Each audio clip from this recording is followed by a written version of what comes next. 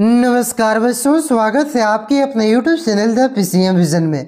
प्यारे बच्चों, आज की इस वीडियो के माध्यम से हम लोग जैक बोर्ड क्लास 12 हिस्ट्री, जिसका एग्जाम आपका 28 फरवरी को होने वाला है, उसके मोस्ट VVI सब्जेक्टिव क्वेश्चन को देखने वाले हैं, जो कि आप सभी के बोर्ड एग्जाम में डायरेक्ट पूछा जाएगा। तो वीडियो पे आप लोग अंत तक बने रहें और इस चैनल पे पहली बार आए हैं तो चैनल को सब्सक्राइब करके बेल आइकन को प्रेस जरूर कर लीजिएगा, क्योंकि इसके बाद आपका पॉलिटिकल साइंस के वीडियो को भी अपलोड किया जाएगा। तो चैनल पे आप लोग नए हैं तो सब्सक्राइब जरूर कर लीजिएगा। और हाँ प्यारे बच्चों, इससे पहले आपका हिस्ट्री के जो आपका PYQ क्वेश्चन का जो महातांडव वीडियो है, जिसमें हम लोगों ने 2012 से लेकर के 2024 तक में जितना भी ऑब्जेक्टिव क्वेश्चन पूछा गया था, जो कि आपका लगभग 200 ऑब्जेक्टिव क्वेश्चन बन रहा है, ये सारा क्वेश्चन मैंने आप सभी को करवा दिया है। तो एक बार आप लोग उस वीडियो को जरूर देख लीजिएगा, क्योंकि वहीं से अधिकतर क्वेश्चन जो ऑब्जेक्टिव क्वेश्चन पूछे जाएंगे आपको देखने को मिलेगा, क्योंकि जैक बोर्ड में आपका अधिकतर क्वेश्चन PYQ क्वेश्चन ही रिपीट होता है। ठीक है, तो उसे आप लोग जरूर कर लीजिएगा। और आपका पॉलिटिकल साइंस का आपका आज दोपहर आपका 1 बजे तक पॉलिटिकल साइंस का टॉप 200 MCQ क्वेश्चन, जो कि PYQ क्वेश्चन है, उसे भी आपका अपलोड कर दिया जाएगा। ठीक है, तो उसे भी आप लोग जरूर देख लीजिएगा। ठीक है, और चैनल पे नए हैं तो सब्सक्राइब करके बेल आइकन को प्रेस जरूर कर लीजिए। तो चलिए शुरू करते हैं बच्चों, और एक एक करके सारे क्वेश्चन को देखते हुए अच्छा से समझते हुए चलते हैं। देखिए बच्चों, इस वीडियो में हम लोग आपका तीनों तरह के क्वेश्चन को डिस्कस करेंगे, यानी कि अति लघु उत्तरीय प्रश्न, जिसे शॉर्ट भाषा में 2 नंबरिया क्वेश्चन कहते हैं, आपका लघु उत्तरीय प्रश्न जिसे 3 नंबरिया क्वेश्चन कहते हैं, और आपका दीर्घ उत्तरीय प्रश्न जिसे 5 नंबरिया क्वेश्चन कहते हैं। ये तीनों तरह के प्रश्नों को डिस्कस करेंगे, और ये सब सारा आपका सिलेक्टेड क्वेश्चन है, तो इसे हो सके तो आप लोग अच्छे से याद कर लीजिएगा। ठीक है, क्योंकि यही सब क्वेश्चन आपका बार बार बोर्ड एग्जाम में पूछे जाते हैं। ठीक है, तो देखिए बच्चों, पहला क्वेश्चन क्या पूछा गया है कि मोहनजोदड़ो का शाब्दिक अर्थ क्या है तथा यह किस भाषा का शब्द है। बहुत ही ज्यादा इंपॉर्टेंट क्वेश्चन है। ये क्वेश्चन आपका ऑब्जेक्टिव में भी पूछा जाता है, और जो आपका 2 नंबरिया सब्जेक्टिव क्वेश्चन है उसमें भी पूछा जाता है। ठीक है, तो याद रखिएगा, मोहनजोदड़ो का शाब्दिक अर्थ होता है मृतकों का टीला। ठीक है, और ये जो मोहनजोदड़ो शब्द है, ये आपका सिंधी भाषा का शब्द है, इसे भी आप लोग याद रखिएगा। क्लियर है। उसके बाद देखिए अगला क्वेश्चन क्या दिया गया है कि खनका से आप क्या समझते हैं। तो देखिए, सूफियों, जो सूफी होते हैं, ठीक है, मुस्लिम धर्म में, तो सूफी को जो आश्रय स्थल होता है, यानी कि जो निवास स्थल होता है, उन्हीं को क्या कहा जाता है, उसी को आपका खनका कहा जाता है। हिंदू धर्म में क्या होता है, आपका आश्रम होता है, साधुओं का क्या होता है, रहने का स्थान को आश्रम कहते हैं। ठीक उसी प्रकार से मुस्लिम धर्म में जो सूफी होते हैं, ठीक है, उसके जो आश्रय स्थल था, निवास स्थल था, उसी को क्या कहा जाता था, खनका कहा जाता था। क्लियर है। उसके बाद देखिए अगला क्वेश्चन क्या दिया गया है कि गोपुरम क्या है। बहुत ही ज्यादा इंपॉर्टेंट क्वेश्चन है, कई बार ये क्वेश्चन पूछा जा चुका है, तो याद रखिएगा, जो दक्षिण भारत के मंदिरों के जो प्रवेश द्वार होते हैं ना भाई साहब, ठीक है, मान के चलिए यहाँ पे मंदिर है, ठीक है, और इधर से हाथा घुमा दीजिए, तो ये जो प्रवेश द्वार होता है दक्षिण भारत में, जहाँ से मंदिर में लोग प्रवेश करते हैं, मंदिर के प्रांगण में प्रवेश करते हैं, तो उसी को क्या कहते हैं, उसी को आपका गोपुरम कहा जाता है। और ये आपका मंदिर से भी बड़ा होता है, और इसमें आपका चित्रकलाओं से अंकित होता है, कि बहुत ही ज्यादा सजा धजा होता है। ठीक है, तो वही लिखना है कि दक्षिण भारत में मंदिरों के प्रवेश द्वार को क्या कहा जाता है, गोपुरम कहते हैं। ठीक है, कहा गया है गोपुरम विशाल और ऊंचे बनाए जाते हैं, जो चित्रकलाओं से अलंकृत होते हैं। अलंकृत मतलब क्या हुआ, सजा हुआ होता है। ठीक है, उसके बाद देखिए अगला क्वेश्चन क्या दिया गया है कि हुमायूंनामा की रचना किसने की। तो याद रखिएगा, हुमायूंनामा की रचना आपका गुलबदन बेगम ने किया था। और ये गुलबदन बेगम कौन थी, तो ये आपका बाबर की बेटी थी, और ये हुमायूं की बहन थी। ठीक है, हुमायूं भी बाबर का बेटा ही था। ठीक है, तो वही बाबर की पुत्री और हुमायूं की बहन थी, जिन्होंने आपका हुमायूंनामा की रचना किया है। ठीक है, हुमायूंनामा की रचना क्या है, और ये हुमायूंनामा में किसकी जिंदगी का विवरण मिलता है, जीवनी का विवरण। तो याद रखिएगा, यही आपका हुमायूं की जिंदगी का विवरण मिलता है। उसके बाद देखिए अगला क्वेश्चन क्या दिया गया है कि संथाल विद्रोह के प्रमुख नेताओं के नाम लिखे। पहली बात ये बताइए कि संथाल विद्रोह कब हुआ था, तो बोलिएगा सर 1855-56 में आपका संथाल विद्रोह हुआ था। ठीक है, और ये जो संथाल विद्रोह है, इसका नेतृत्व आपका एक ही परिवार के लोगों ने किया था। ठीक है, जैसे आपका 4 मुर्मू भाई था, एक था आपका सिद्धू, कान्हो, चांद, भैरव। ठीक है, ये आपका 4 भाई हो गया, और 2 इनकी बहनें थी, ये थी आपका फूलो और झानो। ठीक है, तो ये लिख देना है कि संथाल विद्रोह के प्रमुख नेता 4 मुर्मू भाई, सिद्धू, कान्हो, चांद, भैरव तथा जुड़वा मुर्मू बहनें फूलो और झानो थी। क्लियर है। उसके बाद देखिए अगला क्वेश्चन क्या दिया गया है कि आयने ए दहसला प्रणाली के प्रतिपादक कौन थे? ठीक है, ये जो आईने दहसला प्रणाली थी जो कि भूमि से संबंधित था अकबर के शासनकाल में, तो इसका प्रतिपादन किसने किया था, यानी कि इसे किसने बनाया था? ठीक है, तो आईने दहसला का प्रतिपादक आपका टोडरमल थे। टोडरमल कौन थे? तो अकबर का वित्त मंत्री था। ठीक है, जिसे अकबर ने भूमि विभाग का अध्यक्ष नियुक्त किया था। क्लियर है? तो इसका प्रतिपादन किसने किया था? टोडरमल ने किया था। और ये टोडरमल आपका जो अकबर के 9 रत्न थे ना, उनमें से एक आपका टोडरमल भी था। तो याद रखिएगा किसने किया था? टोडरमल ने। ठीक है, उसके बाद देखिए अगला क्वेश्चन क्या दिया गया है कि इंडो सारा सैनिक स्थापत्य शैली का भारत में 2 उदाहरण दें। ठीक है, तो लिख दीजिएगा कि इस शैली के उदाहरणों में गेटवे ऑफ इंडिया जो कि आपका मुंबई में स्थित है, और आपका होटल ताजमहल ये भी आपका मुंबई में स्थित है। ठीक है, का प्रमुख है। इसमें भारतीय तथा पाश्चात्य यानी कि जो पश्चिमी कला है, अंग्रेजों की जो कला है, ठीक है, दोनों स्थापत्य शैली का प्रयोग किया गया है। ठीक है, तो इसके 2 उदाहरण लिखिएगा, गेटवे ऑफ इंडिया और होटल ताजमहल। ठीक है, क्लियर है? अब यहां से हम लोग खंड ख यानी कि जो आपका लघु उत्तरीय प्रश्न है, जिसे आप लोग 3 नंबरिया क्वेश्चन कहते हैं, उसको यहाँ पे हम लोग देखेंगे। ठीक है, सारा सिलेक्टेड क्वेश्चन है, टेंशन मत लीजिए, इससे बाहर आपका नहीं जाएगा। सिर्फ इसी वीडियो से नहीं, और भी वीडियो आपका आएगा। ठीक है, हिस्ट्री का भी, सब्जेक्टिव का और 4-5 वीडियो आएगा। ठीक है, 4 नहीं 3-4 वीडियो आएगा, ज़्यादा नहीं। आपका ऑब्जेक्टिव का जितना वीडियो मैंने करवाया उसको आप लोग देखिए, और आप लोग खुद से भी पढ़िए। ठीक है, सिर्फ एक बार वीडियो देख लीजिएगा, बोलिएगा सारा याद हो जाएगा, तो नहीं होगा। अगर आपको एक बार में नहीं समझ आए तो वीडियो को 2 बार देखिए। तो आप लोग क्या कीजिए, कॉपी में नोट डाउन करना चाहते हैं तो कॉपी नोट डाउन कर लीजिए, नहीं तो स्क्रीनशॉट लेकर के रख लीजिए अगर आपके पास नोट्स नहीं है। ठीक है, उसे बार बार पढ़िए बाबू, तभी कुछ होगा। ठीक है, देखिए तो रिवीजन बहुत ही ज़्यादा जरूरी है, तो रिवीजन करिएगा तभी तो अच्छा कर पाइएगा ना। हाँ, चलिए क्वेश्चन पे आइए। अब क्वेश्चन बहुत हो गया भाषणबाजी ना, चलिए सर लेक्चर दीजिए। क्वेश्चन क्या है कि धम्म नीति क्या है? ठीक है, तो देखिए अशोक द्वारा एक नवीन धर्म मार्ग का प्रसार किया गया, जिसे अशोक का धम्म कहा गया। देखिए जब अशोक द्वारा कलिंग का युद्ध किया जाता है ना, तो वहां पे लगभग लाखों व्यक्तियों का नरसंहार होता है, जिसे देख करके अशोक का जो दिल होता है, ये हृदय क्या होता है आपका, कांप जाता है। अरे भाई हम तो पाप करीब कराइयो, अत्य आदमी मारे कराइयो। ठीक है, तो उसके बाद क्या करता है, अशोक के द्वारा एक नवीन धर्म मार्ग की प्रचार किया जाता है, जिसे धम्म की नीति कहते हैं। और इसमें कहा जाता है कि एक तरह से कि हम लोगों को, लोग जीव जंतुओं को नहीं मारना चाहिए। ठीक है, उसी के बारे में आपका अहिंसा के बारे में बताया जाता है। ठीक है, तो वही लिख देना आपको कि अशोक द्वारा एक नवीन धर्म मार्ग का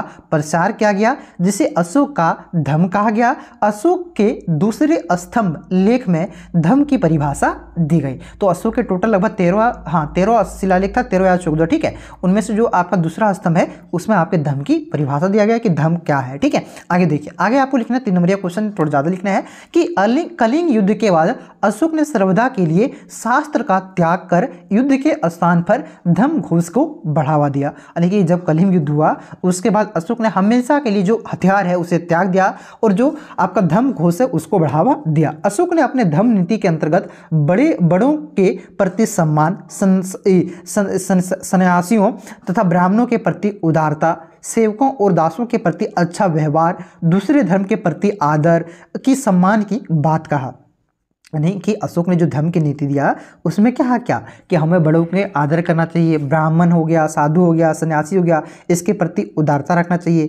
आपका सेवक जो होते हैं, दास होते हैं, हमसे छोटा होता है, उसके प्रति क्या करना चाहिए, आदर रखना चाहिए। दूसरे धर्म के प्रति आदर और सम्मान रखना चाहिए। ठीक है, ये अशोक ने कहा था। आगे देखिए, धर्म की नीति के तत्कालीन सभी धर्मों का सार है, यानी कि जो धर्म की नीति बनाया था, इसमें लगभग जितने भी धर्म है, मुस्लिम धर्म तो बाद में आया था आपका 712 ईस्वी के आसपास। ठीक है, लेकिन उससे मतलब 700-600 ईस्वी में आया था मुस्लिम धर्म, तो उससे पहले आपका बौद्ध धर्म था, जैन धर्म था, हिंदू धर्म था। ठीक है, तो ये जो धर्म थे ना, तो इनका जो तीनों का सार है एक तरह से आपका धर्म की नीति में आपका लिया गया था। ठीक है, इसमें सार था सद्गुरु पर आपका जोर दिया गया, और कर्म कांड को सीमित कर दिया, धर्म के व्यवहारिक बनाया गया। ठीक है, इस प्रकार अशोक का धम्म मनुष्य के जीवन के नैतिक नियमों का एक समूह कहा जाता है। ठीक है, आगे देखिए अगला क्वेश्चन क्या है, 9 नंबर का क्वेश्चन क्या है कि बासरा तथा वेसरा से आप क्या समझते हैं? तो देखिए सूफी सिलसिले मुख्य रूप से 2 वर्गों में बांटे हुए हैं। जो सूफी सिलसिला है ये मुख्य रूप से 2 वर्गों में बांटा गया। पहला हो गया आपका बासरा। इसमें क्या होता है, तो देखिए वैसे सूफी संत जो इस्लाम के नियमों के अनुसार अपना आचरण करते हैं उसे क्या कहा जाता है, उसे आपका बासरा कहा जाता है। ठीक है, मतलब बहुत सारे सूफी संत होते हैं, हिंदू धर्म में बहुत सारा है, तो जो सूफी संत होते हैं जो इस्लाम के नियमों के अनुसार अपना आचरण करते हैं उसे आपका बासरा कहा जाता है। और वेसरा किसे कहते हैं, थे तो वे सूफी संत जो इस्लाम के नियमों के बंधन में बंधे हुए आचरण नहीं करते हैं, ठीक है, यानी कि उससे बाहर निकल के आचरण करते हैं, वे अधिकतर घुमक्कड़ सूफी संत होते हैं, उसे आपका वेश्या कहा जाता है। क्लियर है बच्चों। उसके बाद देखिए अगला क्वेश्चन क्या है कि अस्थाई बंदोबस्त व्यवस्था कब और कहां तथा किसने लागू किया। तो देखिए अस्थाई बंदोबस्त आपको मालूम होना चाहिए आपका कब, हाँ 1793। कब 1793 में किसने, लॉर्ड कॉर्नवालिस ने लागू किया था। कहाँ लागू किया था, तो बंगाल में लागू किया था। बंगाल में हम लोग भी आते थे, बंगाल में आपका बिहार, उड़ीसा, आपका झारखंड, ये सब सारा बंगाल में उस समय आता था, ठीक है। तो देखिए वही लिखना है कि अंग्रेजों ने अपने औपनिवेशिक शासन काल में भू राजस्व नीतियों के अंतर्गत अस्थाई बंदोबस्त व्यवस्था को 1793 ईस्वी में बंगाल में, बिहार, उड़ीसा, उत्तर प्रदेश में, बनारस और उत्तरी कर्नाटका में लागू किया था, ठीक है। और ये क्या चीज था, भू राजस्व से संबंधित था, यानी कि जो जमीन का टैक्स है उससे संबंधित था, ठीक है। समूचे भारत में 19% भाग पर यह बंदोबस्त लागू हुआ था। यह व्यवस्था कॉर्नवालिस को ने लागू किया था। और ये जो व्यवस्था है आपकी अस्थायी बंदोबस्त, ये पूरे भारत का आपका 19% भागों में लागू किया गया था। और किसने लागू किया था, तो लॉर्ड कॉर्नवालिस ने लागू किया था। इस व्यवस्था में भूमि का प्रबंध जमींदारों के साथ किया गया, जो केवल कर वसूलने वाले अधिकारी थे। सरकार जब चाहे उन्हें हटा सकती थी। भूमि पर केवल राज्य का अधिकार था। क्लियर है। तो ये हो गया आपका 10 का आंसर। अब देखिए अगला क्वेश्चन क्या है कि 1857 की क्रांति के प्रमुख नेताओं के नाम लिखे। यानी कि जो 1857 की क्रांति है, ठीक है, उनमें जो कौन कौन से प्रमुख नेता थे उसके बारे में आपको यहाँ पे लिखना है। 5 को लिख दीजिएगा, ठीक, भले ही 3 नंबर का, लेकिन 5 को लिखिएगा तो अच्छा रहेगा, ठीक है। तो देखिए वही है कि 1857 की क्रांति 10 मई 1857 को मेरठ से हुई थी, ठीक है। यहाँ देखिए ये नहीं लिखा गया है कि ये लिखना है, लेकिन यहाँ पे आप थोड़ा सा बना करके लिखिएगा ना इस तरह से कि कभी ये शुरुआत हुई थी, ठीक है, इनके कौन कौन नेता थे, इस तरह से लिखिएगा ना तो आपको नंबर मतलब अच्छा वहाँ पे अट्रैक्शन आता है एक तरफ आपके आंसर की तरफ से, और ये फुल में फुल नंबर देने का चांस रहता है। बाकी बात आप लोग जानते हैं कि हर समय अधिकतर विद्यार्थी सिर्फ कॉपी भराव रहते हैं, ठीक है। तो माइंड मास्टर का माइंड क्या हो जाता है खराब, अरे के की लिख ले है एनो की नंबर देंगे, तब आप भी वही एवरेज में चला चाहिएगा। तो ठीक है, इस तरह से आप नंबरिंग देकर लिखना है। बाकी बात मैं तो आपको बताऊंगा 1-2 दिन पहले कॉपी किस तरह लिखना है, टेंशन मत लीजिए। तो वही थोड़ा सा इंट्रोडक्शन दे देना है कि 1857 की क्रांति 10 मई 1857 को शुरू हुआ था। कहाँ से, मेरठ से हुई थी, जिसके 5 प्रमुख नेता थे, ठीक है। आगे देखिए यही लिखना है। बहादुर शाह जफर जो कि दिल्ली से थे, नाना साहब कानपुर से नेतृत्व किया था, बेगम हजरत महल लखनऊ से नेतृत्व किया था, लियाकत अली इलाहाबाद से नेतृत्व किया था, रानी लक्ष्मीबाई झांसी से नेतृत्व किया था, ठीक है। सिर्फ नेता का नाम नहीं, इसके बगल में लिख देना है कि उन्होंने कहाँ से नेतृत्व किया था, तभी नंबर मिलेगा, ठीक है। आगे देखिए अगला क्वेश्चन क्या है कि सरदार वल्लभ भाई पटेल को भारत का लौह पुरुष क्यों कहा जाता है, ठीक है। तो देखिए सरदार पटेल भारत के प्रथम गृह मंत्री बनाए गए थे। गृह मंत्री के रूप में उनकी पहली चुनौती देसी रियासतों को भारत में मिलाने का था। देखिए आपको मालूम होना चाहिए जब हमारा देश आज़ाद हो रहा था उससे पहले भारत में टोटल आपका 562, ठीक है, जो कि 550 से अधिक होता है, उतना देसी रियासत था, ठीक है। तो अंग्रेज जब देश छोड़ करके जा रहा था ना, तो उन्होंने क्या कहा था, उनको सारी देसी रियासतों को 3 ऑप्शन दिया था कि तुम भारत में मिल सकता है, और तो तुम पाकिस्तान में मिल सकता है, और तो अपना खुद का एक देश बना सकता है, ठीक है। ये मान के चलिए भारत है, यहाँ पे एक अलग देश बन जाता, ये राजस्थान है, ठीक है, मान के चलिए, ठीक है, ये एमपी हो गया, यहाँ पे राजस्थान है, ठीक है, तो यहाँ पे हैदराबाद है। अगर ये अपना अलग देश बना लेता है तो ठीक रहता क्या, इतना सारा में भिक्षा में वो अलग देश, तो वही सबको मार कूट पीट के मतलब एक तरह से मिला है कि भारत में मिलो भाई, ज़्यादा होशियार मत बनो, ठीक है। इस वजह से इनको सबको मिलाना की वजह से मतलब सरदार वल्लभ भाई पटेल को क्या कहा जाता है, आपका लौह पुरुष कहा जाता है, ठीक है। तो वही लिखना है आपको कि भारत में मिलाना था। भारत में उस समय 550 से अधिक छोटी बड़ी रियासतें थी। इस कार्य को उन्होंने बिना खून बहाए करके दिखाया। हालांकि हैदराबाद में उन्होंने सेना ऑपरेशन पोलो भेजनी पड़ी थी, ठीक है। वो सारे जो देसी रियासत थे उसको सारा मतलब कूटनीतिक विधि के द्वारा बिना मारपीट का मिला लिया, और कुछ जो हैदराबाद थे भाई साहब, जूनागढ़ हैदराबाद, इसमें क्या क्या ले लाठी सेना ऑपरेशन के द्वारा पोलो से मिला लिया, ठीक है। आगे देखिए क्या लिखा कि भारत के इतिहास में ऐसे करने वाले व्यक्ति हैं जिन्होंने इतनी बड़ी संख्या में राज्यों को भारतीय संघ में मिलाया। भारत के एकीकरण करने में उनके इस महान योगदान के लिए उन्हें भारत के लौह पुरुष के रूप में जाना जाता है। क्लियर है। उसके बाद देखिए अगला क्वेश्चन क्या है कि भारत में मुगल वंश की स्थापना की संक्षिप्त जानकारी दें, ठीक है। तो देखिए ये क्वेश्चन आप लोग यहाँ पे देख सकते हैं। भारत में मुगल वंश की स्थापना संस्थापक बाबर था। उन्होंने पानीपत के प्रथम युद्ध जो कि 1526 में हुआ था में दिल्ली सल्तनत के शासक जो कि लोदी वंश की थी, ठीक है, इब्राहिम लोदी को हरा करके भारत में अपना साम्राज्य स्थापित किया, जो मुगल सल्तनत के नाम से विख्यात है। बाबर फरगाना वर्तमान में जो कि उज्बेकिस्तान है से आया था। बाबर अपने पिता की ओर से तैमूर का 5वां वंशज था। माता की ओर से चंगेज खान का 14वां वंशज था, यानी कि ये चंगेज खान का एक तरह से इसमें आपका डीएनए पाया जाता है, ठीक है। तो ये आपका जो तैमूर क्या 5वां वंशज से संबंधित था और माता की ओर से आपका ये चंगेज खान से 14वां वंशज था, ठीक है। ये मुगल तैमूर की ओर से तुर्क जाति के थे, इसी कारण उसे चगताई तुर्क भी कहा जाता है। साथ ही साथ चंगेज खान की ओर से मंगोल जाति का रक्त का मिश्रण था, इस कारण उसे मुगल नाम मंगोल से उत्पन्न हुआ, ठीक है। परंतु मुगल शासकों ने अपने आप को तैमूरी कहा, क्योंकि वह अपने आप को तैमूर का वंशज मानते थे। मुगल बादशाहों में 6 बड़े बादशाह हुए, जिनमें बाबर, हुमायूं, अकबर, शाहजहां, औरंगजेब थे। कई अन्य मुगल बादशाह भी हुए। वहीं बहादुर शाह जफर आपका अंतिम मुगल बादशाह था, जिनके नाम पर 1857 का विद्रोह लड़ा गया था, जिससे अंग्रेजों ने कैद करके रंगून, जो कि आपका कहाँ पे है, बोलिएगा सर, म्यांमार में, ठीक है, रंगून में निर्वासित, यानी कि एक तरह से उसे कैद कर दिया, जहां उनकी मृत्यु हो गई थी, ठीक है। आगे देखिए, अगला क्वेश्चन क्या है कि दांडी मार्च के बारे में लिखें, ठीक है। देखिए क्वेश्चन क्या है, देखिए दांडी मार्च के बारे में आपको मालूम होना चाहिए कि 1930 में शुरू हुआ था, जिसमें स्टार्टिंग में 78 व्यक्ति इसमें शामिल हुआ था, ठीक है, और 281 मील की यात्रा की गई थी। तो वही लिख देना है कि महात्मा गांधी ने सविनय अवज्ञा आंदोलन का आरंभ 12 मार्च 1930 को अपने 78 कार्यकर्ताओं, यानी कि 78 लोगों के साथ साबरमती आश्रम से समुद्र तट पर स्थित दांडी की ओर लगभग 241 मील की यात्रा का प्रारंभ किया, जिसे दांडी मार्च कहा जाता है, ठीक है। यह यात्रा नमक कानून के विरुद्ध था, जिसमें नमक बनाने पर लगभग 14 गुना कर सरकार पर, भारतीय जनता पर लेती थी, यानी कि जो नमक पर अभी टैक्स नहीं लगता, आपको मालूम होना चाहिए, तो जो नमक पर टैक्स लगा दिया था ना, उसी के विरुद्ध महात्मा गांधी ने इस आंदोलन को किया था, ठीक है।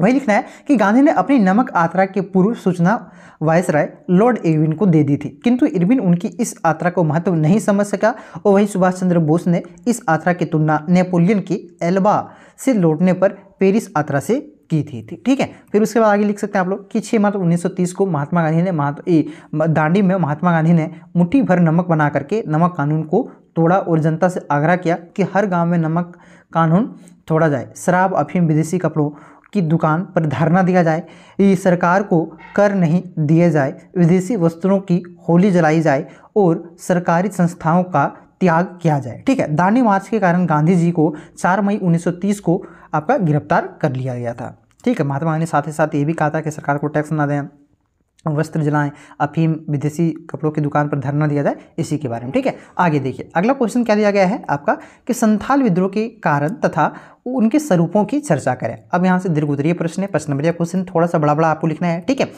अगर आपको बोरिंग लग रहा है तो बोलिएगा सर कि 15 मिनट का वीडियो बनाइए, ठीक है, मैं 15 मिनट का वीडियो बनाऊंगा, नहीं तो आपको वीडियो अभी तक पहुंच गए देखते देखते, तो कमेंट करके बताइए कि आपको वीडियो कैसा लग रहा है, ठीक है। बोलिएगा तो मैं आगे कंटिन्यू करूँगा। चलिए, जो भी है यहाँ पे मैं आगे आपको इतना पढ़ाई देता हूँ। क्वेश्चन क्या है कि संथाल विद्रोह के कारण तथा स्वरूप की चर्चा करें, ठीक है। देखिए, संथाल विद्रोह, जिसे संथाल हुल के नाम से जाना जाता है, यह विद्रोह 1855-56 में घटित हुआ था। इस विद्रोह का नेतृत्व सिद्धू कानू, चांद भैरव और 2 बहनें आपके फूलो हुरझानू ने किया था, ठीक है। यहाँ तक तो आपका अति लघु उत्तरीय प्रश्न में भी मैंने बताया। आगे देखिए, आगे है आपका कि अंग्रेजों ने संथाल जनजाति का इस्तेमाल पहाड़िया जनजाति के विरुद्ध किया था, जिसके लिए 1832 में राजमहल, जो कि आपका साहिबगंज में पड़ता है, पहाड़ियों में जमीन के एक काफ़ी बड़े इलाकों को सीमांकित किया, जिसे दामिन ये को का नाम दिया गया। दामिन ये का इलाका जंगलों से भरा था। अंग्रेजों ने संथालों से यह शर्त रखी थी कि उनको दी गई भूमि के कम से कम 10वें भाग को साफ करके पहले 10 वर्षों के भीतर जोतना था। यह कार्य संथालों ने बहुत ही कुशलतापूर्वक किया, किंतु संथाली बहुत जल्दी यह समझ लिए कि उन्होंने जिस भूमि पर खेती करना शुरू किया है वो उनके हाथों से निकल रही है, क्योंकि जिस जमीन पर संथालों ने साफ किया था उस पर सरकार यानी कि राज्य भारी कर लगा रही थी। जो पहले क्या किया कि भाई सर इस ज़मीन को आप लोग जोतिए, खाइए पिए। लेकिन अंग्रेजों को बाद में पता चल कि भैया अंग्रेज तो ये चालाका है जी, हम लोग साफ़ सुथरा करके इसको खेत बनाएंगे और बाद में टैक्स ले गए, ठीक है। तो उसी के विरोध में साहूकार देखो बहुत ही ऊँची दर पर ब्याज लगा रहे थे, ठीक है। कर्ज अदा ना किए जाने की स्थिति में ज़मीन पर ही कब्जा कर रहे थे और ज़मींदार लोग ग्रामीण इलाके पर अपना नियंत्रण का दावा कर रहे थे। संथाल जनजाति ने अपने विरुद्ध किए जा रहे अत्याचार के विरुद्ध सरकार के साथ अंग्रेजों के साथ ये विद्रोह प्रारंभ कर दिया, जिसे अंग्रेजों ने बहुत ही कठिनाइयों से नियंत्रण किया और विद्रोह के बाद संथाल परगना का निर्माण किया गया, जो कि आपका 5500 वर्ग मील का क्षेत्र भागलपुर बीरभूम जिले से लेकर के संथाल परगना बनाकर तथा उसमें विशेष कानून ला करके अंग्रेजों से संथाल जनता जाति को संतुष्ट करने का प्रयास किया गया। आगे देखिए, अगला क्वेश्चन है आपका 16 नंबर का कि भारतीय संविधान की प्रमुख विशेषताओं की चर्चा करें। बहुत ही ज़्यादा इंपॉर्टेंट क्वेश्चन है, ये सब क्वेश्चन बार बार पूछता है, ठीक है, सारा याद कर लीजिए। क्वेश्चन क्या है, जो भारतीय संविधान था ना उसके क्या क्या विशेषता है उसके बारे में यहाँ पे लिखना है, ठीक है। तो देखिए, भारतीय संविधान को विश्व में एक महत्वपूर्ण स्थान प्राप्त है। संविधान विशेषज्ञों के अनुसार भारतीय संविधान की निम्नलिखित विशेषताएं हैं। पहला विशेषता क्या है भाई साहब, कि जो भारतीय संविधान है ये दुनिया की सबसे बड़ी लिखित एवं निर्मित संविधान है, ठीक। इसी तरह से पॉइंट बाय पॉइंट लिखिएगा, 1 नंबर 2 नंबर 3 नंबर 4 नंबर करके, तो इसमें नंबर फुल मिलेगा, कटविन करेगा, ठीक है। आगे ये मतलब जो भारत का संविधान है वही लिखना है कि विश्व का सबसे बड़ा लिखित और निर्मित संविधान है। दूसरा कि भारतीय संविधान के द्वारा संसदीय प्रणाली व्यवस्था लागू किया गया है, ठीक है। भारतीय संविधान में कौन सी प्रणाली लागू की गई, तो संसदीय शासन प्रणाली, ठीक है। उसके बाद लिखिएगा कि संविधान ने भारत को संपूर्ण प्रभुत्व संपन्न लोकतांत्रात्मक धर्मनिरपेक्ष समाजवादी गणतांत्रिक देश घोषित किया है। चौथा पॉइंट लिखना है कि भारतीय संविधान में इन नमनीयता अर्थात लचीलापन और अनियमितता यानी कि दोनों का अद्भुत मिश्रण है, यानी कि ज़्यादा कड़ा कानून भी नहीं है और ज़्यादा लूज कानून भी नहीं, यानी कि दोनों का मिश्रण लचीला है, ठीक है। आगे देखना कि संविधान ने भारत को संघात्मक एवं एकात्मक राज्यों के गुण से युक्त किया है। संविधान नागरिकों को अधिकारों एवं कर्तव्यों की व्यवस्था करता है, यानी कि मौलिक अधिकार दिया है और आपका मौलिक कर्तव्य भी लिखा गया है। उसके बाद सातवां कि संविधान ने नागरिकों के जनप्रतिनिधियों के चुनाव के लिए वयस्क मताधिकार प्रदान किया है, वोट देने का अधिकार दिया है, ठीक है। उसके बाद संविधान का लोक कल्याणकारी संविधान है, यहाँ पे लिखिएगा भारत का, ठीक है, यहाँ लिखना है भारत का संविधान लोक कल्याणकारी संविधान है। साथ ही साथ 9वां पॉइंट लिखना है कि भारत का संविधान अल्पसंख्यकों यानी कि जो अपनी जो दूसरे धर्म के लोग हैं, बौद्ध है, ईसाई है, आपको मुस्लिम हो गया जिसे अल्पसंख्यक कहते हैं, कम संख्या वाले, ठीक है, हितों की रक्षा की व्यवस्था करता है। उसके बाद लिखना है आपको कि भारतीय संविधान में न्यायपालिका और संसदीय सर्वोच्चता दोनों का समन्वय बनाया गया है। संविधान ने सीमित शक्ति पृथकीकरण के सिद्धांत को स्वीकार किया है। 12वां पॉइंट आप लोग लिखिए, संविधान भारत में विधि का शासन स्थापित करता है, नियम कानून का शासन। 13वां पॉइंट आप लोग लिखिएगा कि भारत का संविधान विश्व शांति का समर्थन करता है, यानी कि शांति व्यवस्था बना रहे इसका समर्थन करता है, ठीक है। आगे देखिए, ये सब क्वेश्चन जो रह गया इसको हम लोग नेक्स्ट वीडियो में करेंगे, ठीक है, क्योंकि वीडियो आपका 20 मिनट का हो चुका है, लंबा हो गया वीडियो, ठीक है। तो ये सब कृष्णदेवराय के साम्राज्य और हड़प्पा सभ्यता की विशेषताओं का ये हम लोग नेक्स्ट वीडियो में करेंगे। वीडियो पे अगर आपको अच्छा लगा तो वीडियो को लाइक करेंगे। आगे आपको कौन सा सब्जेक्ट का वीडियो चाहिए ये आप लोग कमेंट करके बताएंगे, ठीक है। और वीडियो को लाइक जरूर कीजिएगा और इस वीडियो को सभी दोस्तों में शेयर जरूर कीजिएगा, ठीक है। अकेले ऐसा चैनल है जो कि आपको इतने बेहतरीन तरीके से सारा कंटेंट फ्री में प्रोवाइड कर रहा है। नहीं तो हम भी कर सकते थे कि क्रैश कोर्स ले लो, नोट्स मेरा खरीद लो, यही क्वेश्चन आएगा, पढ़ लो, ये गेस्ट पेपर ले लो, ठीक है। तो बाकी बात सारा फ्री में कंटेंट आपको मिल रहा है, तो आपका भी फर्ज बनता है कि इस वीडियो को शेयर करें सभी दोस्तों में और इस चैनल से जुड़ जाएं, ठीक है। बाकी बात कमेंट आप लोग जरूर कीजिएगा, ठीक है। चलिए मिलते हैं नेक्स्ट वीडियो में, तब तक के लिए जय हिंद, जय भारत, जोहार झारखंड।